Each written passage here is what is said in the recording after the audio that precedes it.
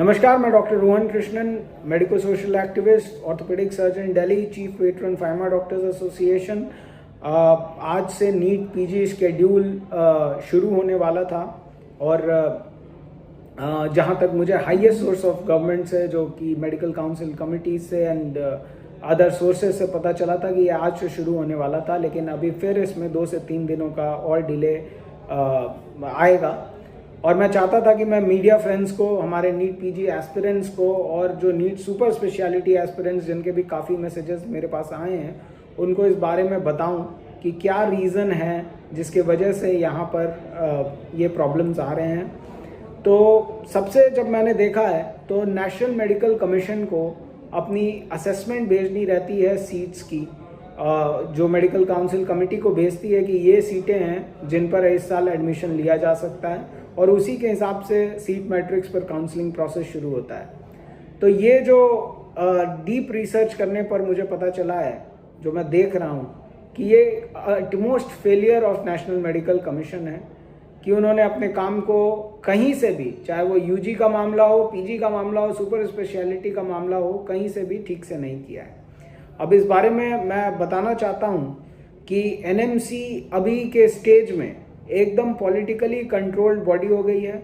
वहाँ पर डॉक्टर्स का कोई कंट्रोल नहीं है, डॉक्टर्स का कोई से नहीं है, और जो डॉक्टर्स मेंबर हैं वो बिल्कुल ही ऐसे मेंबर हैं जिनका होना ना होना एक समान है। उस पर भी मैं बात करूँगा अभी फिलहाल 5 मिनट में। मैं आपको नटशेल में सभी के लिए, अगर शायद नड्डा जी भी ये वीडियो देखें तो उनको भी समझ आ जाए कि उनके सिस्टम में क्या फेलियर है, क्योंकि उनके पास इतना समय नहीं है कि वो इतनी गहन रिसर्च कर सकें।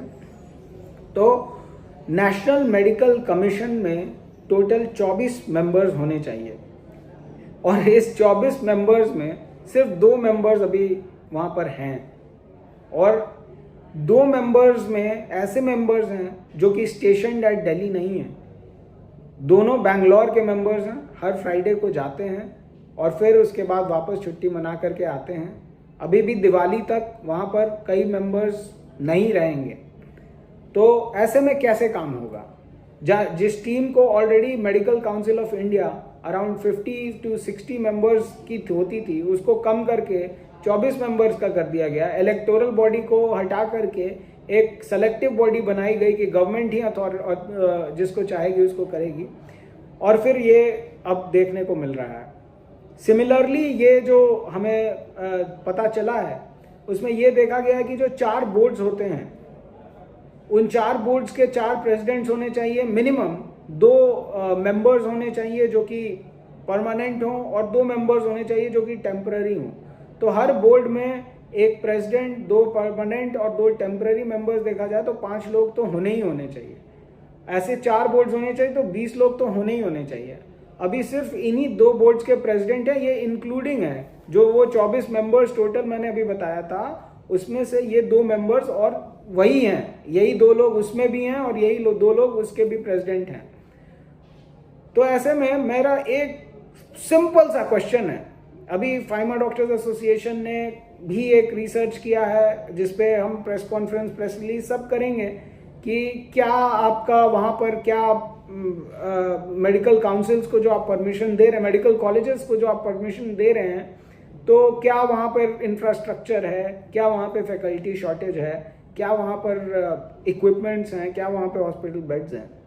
बट मेरा तो सबसे पहले ये डेटा देख करके ये समझ में मुझे आया है कि नेशनल मेडिकल कमीशन खुद ही अभी अपने स्ट्रेंथ पे काम नहीं कर रही है, एंड 24 में 2 यानी कि अपने 1% स्ट्रेंथ पर है कोई काम कर रहा है। 1% ऑफ द स्ट्रेंथ भी नहीं है आपके, तो खुद ही इतनी बड़ी फैकल्टी शॉर्टेज है।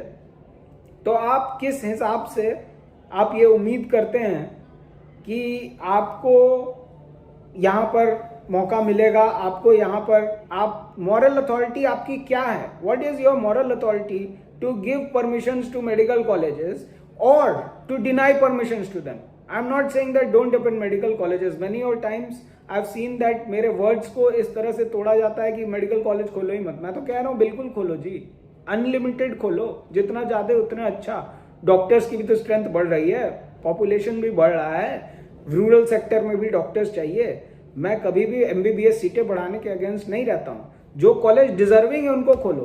अभी क्या होता है कि जो कॉलेज डिजर्विंग है वो अगर पैसा नहीं देते हैं तो उनका नहीं खुलता है, और जो कॉलेज डिजर्विंग है नहीं है वो पैसा दे देंगे तो उनका खुल जाएगा।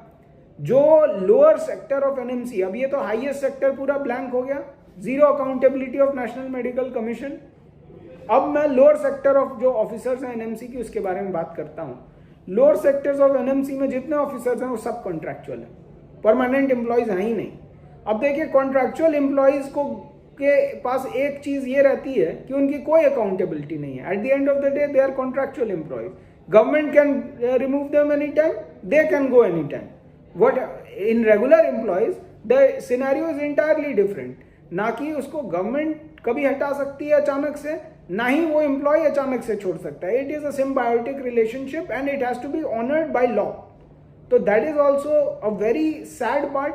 तो जो नीचे बैठा हुआ एक कॉन्ट्रैक्चुअल एम्प्लॉय है वो सोचता है कि भाई पैसे लो, काम करो, मेरे को क्या लेना देना सिस्टम से, मेरे को क्या मतलब देश का क्या होगा, मेरे को क्या लेना देना बाकी चीज़ों से।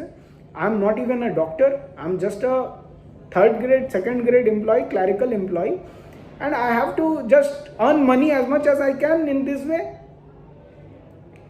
तो ये नेशनल मेडिकल कमीशन का हाल है। नीट सुपर स्पेशलिटी की एक बैच गोल हो गई। 2023 की काउंसलिंग अभी खत्म हुई, 24 की काउंसलिंग अभी तक शुरू नहीं हुई है, जो कि अभी 25 खत्म होने पे आ रहा है। 2025 इज ओवर हो रहा है और नीट एसएस 2024 का काउंसलिंग शुरू भी नहीं हुआ है। नीट 25 एसएस का प्रोसेस चालू हो गया है। तो एक साल का तो पूरा बैच उड़ गया।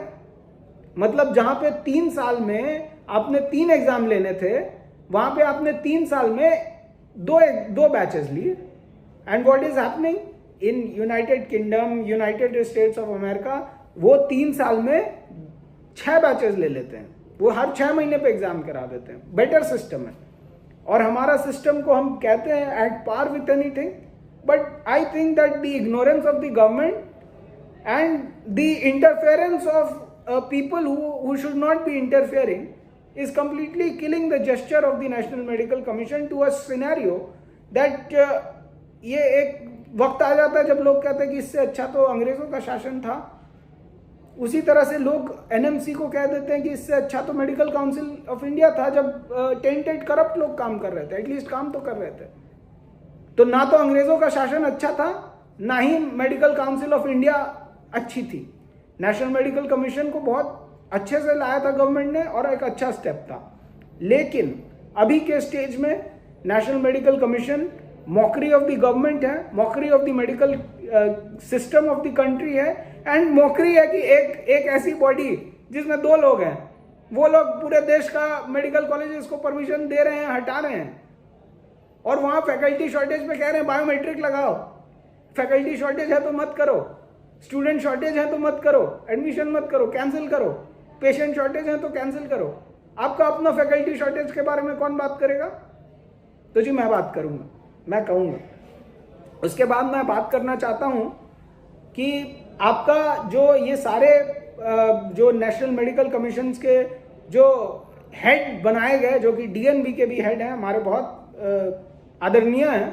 आई don't want to go personal on anyone, but it is a fact that he is a citizen of the United Kingdom, is not an Indian citizen as per my knowledge, और वो आधे time London में ही रहते हैं। तो ऐसे लोग जो यहाँ पे है नहीं, जिनकी यहाँ पे क्रेडिबिलिटी नहीं है, जिनकी यहाँ पे अकाउंटेबिलिटी नहीं है, और इसमें से भी जो 2 मेंबर्स हैं, उसमें से भी जो बाकी लोग जो काम कर रहे हैं, उनमें से कई लोगों ने रिजाइन दे रखा है, उनका रेजिग्नेशन एक्सेप्ट हो रहा है, उन्हें जाना है। तो ये एक ऐसी बॉडी बन चुकी है जिसको मैं बार बार कह रहा हूं कि रिवैम्प करने की कोशिश करनी है, रिजुविनेट करने की कोशिश करनी है, वो तो हो नहीं रहा है। And I am telling you कि after NMC Delhi medical council is also going to have the same fate, because the politician wants their complete interference and in a very negative manner. If you are good enough to rule it and you are a politician, rule it, we don't care. If you are doing everything good, I will be the first one clapping hands.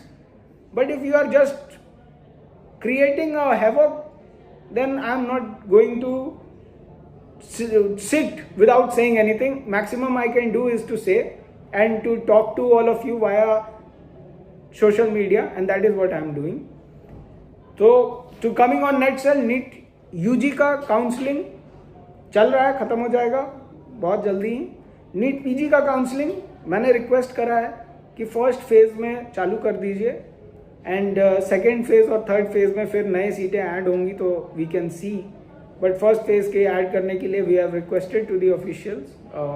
मैं pharma doctors association और other medical associations से भी गुजारिश करूंगा कि वो भी इसको उसी वे में परस्यू करें और इसको आगे बढ़ाएं और लेटर्स लिखें गवर्नमेंट को। बट स्टिल आई थिंक कि 2 से 3 दिन का और इसमें डिले होगा। एज पर माई इंफॉर्मेशन 2 से 3 दिन बोला गया है, तो आप 4 से 5 दिन मान लीजिए। It is very sad and I think that government needs to wake up now. This is very high time.